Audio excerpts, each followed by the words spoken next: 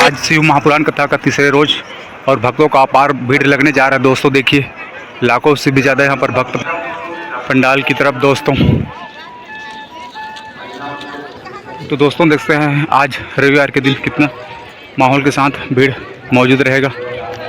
शिव महापुराण कथा जसपुर का एक भव्य नज़ारा होगा दोस्तों। और आगे हम लोग बढ़ते हैं, क्या कुछ माहौल आपको दिखाते हैं दोस्तों। जय जोहार दोस्तों। तो आज है शिव महापुराण कथा का तीसरे रोज रविवार का दिन है दोस्तों। भव्य माहौल होगा तो दोस्तों वीडियो को एक लाइक और चैनल को सब्सक्राइब जरूर करना। क्या कुछ माहौल है आपको डेली अपडेट देते रहेंगे दोस्तों। देखिए दोस्तों इधर का माहौल एक बहुत ही गजब का, देखिए बहुत ही भीड़ लग रहा है दोस्तों आज रविवार के दिन।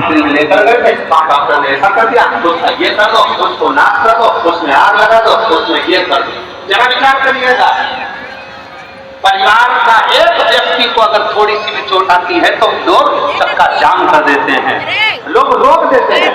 और जहाँ महादेव की धर्मपत्नी माता सती जलकर भस्म हो गई और भस्म होने के बाद भी शंकर जी से कहा गया कि आप दक्ष प्रजापति का सिर जोड़ दो। शंकर भगवान सिर जोड़ने के लिए आसित।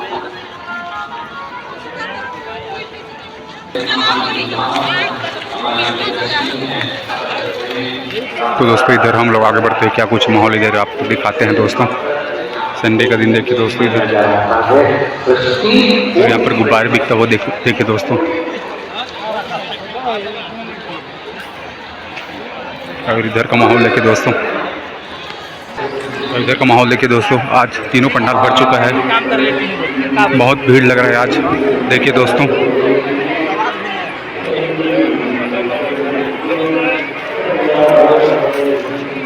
बहुत भक्त है यहाँ पर। इधर देखिए भाई साहब धूप में भी इधर कथा सुनने के लिए सब भक्तगण पहुँच रहे हैं। देखिए भीड़ देखिए दोस्तों, कई गजब के माहौल लग रहा है, मस्त मेला माड़े की तरह यहाँ पर भक्त सब पहुँचते ही जा रहे हैं देखिए बहुत ही सुंदर ढंग से। और यहाँ पर छोटे छोटे दुकान लगा है रुद्राक्ष वगैरह का, बहुत ही गजब यहाँ पर फोटो वगैरह बिक रहा है दोस्तों। और देखिए कई माहौल के साथ शिव महापुराण कथा का भव्य नज़ारा दोस्तों। ये देखिए दोस्तों माहौल और भीड़ देखिए तगड़ा है यहाँ पर। तो देखिए दोस्तों कितना भीड़ नज़र आ रहा है आज, लाखों से भी ज़्यादा यहाँ पर शिव महापुराण कथा को देखने भक्त आज पहुँचे चुके हैं दोस्तों। देखिए कई माहौल के साथ भक्त पहुँच रहे हैं।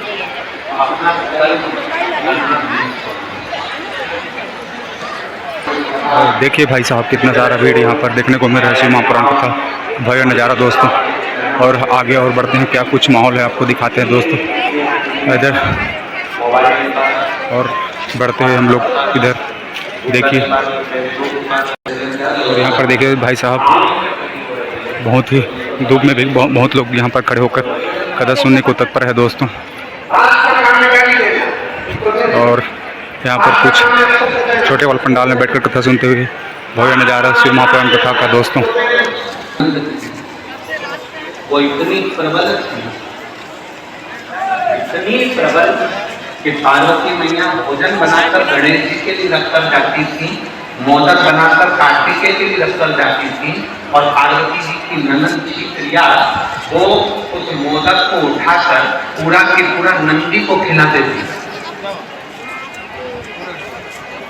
आपकी ननद तो फिर भी अच्छी है, कम से कम तुम्हारी बनाई गई रोटी को उठाकर कहीं नंदी को, बेल को या गाय को या अन्य इधर उधर कुत्ता उत्ता को तो नहीं देते। पार्वती जी की ननद माँ पार्वती जी शंकर जी की पूजन के लिए लोटा भरकर जल रखती थी, और लोटा भरकर जल रखकर पार्वती जी थाली सजाकर शंकर भगवान की पूजन करने के लिए जहाँ शिव नेत्र बंद कर साधना में लीन रहते थे, पार्वती जी उस थाली को लेकर जाने वाली रहती थी। और उसी देर में भगवान शंकर की बहन पार्वती जी की ननद छिपरिया आई, और छिपरिया ने थाली उठाई और लोटा उठाया भरा हुआ, और लोटा उठाकर स्वयं जल का पान कर लेती। लोटा जब खाली दिखता तो पार्वती जी को लगा कि मेरी ननद ने खाली करा, और मुझसे शब्द नहीं कहती, शब्द नहीं कहती। एक दिन छिपरिया इतना इतना करी, एक दिन पूछा गया माता पार्वती जी से कि तुम्हारी ननद इतना इतना उपद्रव मचाती है, तुम्हारी ननद तुमको ताना देती है, तुम्हारी ननद तुमको आड़ा टेढ़ा करती है, पर पार्वती जी तुम्हारे मुख से शब्द नहीं निकलता। आज के जमाने की अगर भाभी होती ना जसपुर की अगर भाभी होती तो ननद को रायपुर छोड़ी आती।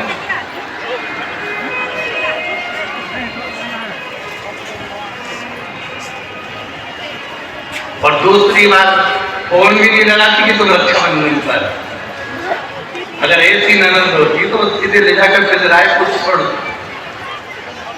कि चलो यार।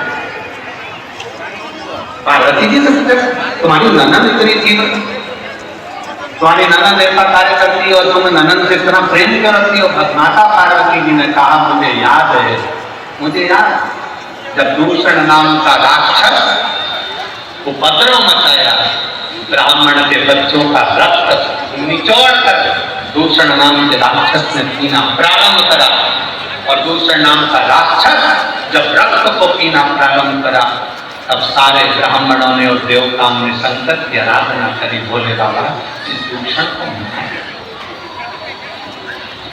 इस दूषण नाम के राक्षस का असुर का संहार कर। तब शिव जी ने कहा कि मैं दूषण को मार को दूंगा, मना नहीं है, पर दूषण को एक वर, दूषण का संहार में खुशी उठाकर कर दूंगा, दूषण को मैं मार दूंगा। और दूषण को एक वर है, क्या वर है दूषण को? कि दूषण को ये वर है कि दूषण का रक्त जहां पर गिरेगा उससे दूसरा दूषण उत्पन्न हो जाएगा। ऐसे 84 बार दूषण जन्म ले सकता, 84 बार दूषण जन्म ले सकता। तो बाबा बोले ना क्या आप तो दूषण को नहीं मार सकते? शंकर जी कहते हैं मैं दूषण को मार दूंगा, पर निवेदन है कि सारे देवता मिलकर और सारे ब्राह्मण मिलकर मेरी बहन के पास जाएं, छिपरिया के पास जाएं, और छिपरिया से जाकर कहें कि छिपरिया तुम एक काम करना, जैसे ही दूषण का रक्त गिरेगा ना तुम पानी का रूप ले लेना, जल का रूप ले लेना, और दूषण का जैसे ही रक्त गिरे उससे पानी फेर देना, तो दूषण का दूसरा दूषण पैदा ही नहीं होगा और दूषण मर जाएगा। छिपरिया ने कह दिया ठीक है, कह दो शंकर जी से। बोले बाबा से कह दो दूषण नाम के राक्षस का संहार करेगा। शंकर भगवान दूषण नाम के राक्षस का संहार करने के लिए जैसे ही गए, शंकर जी ने दूषण नाम के राक्षस का संहार कर दिया। जैसे ही संहार करा, छिपरिया को आने में देरी हो गई, छिपरिया नहीं पहुंच पाई। छिपरिया नहीं पहुंची तो दूषण ने 84 रूप रख दिए।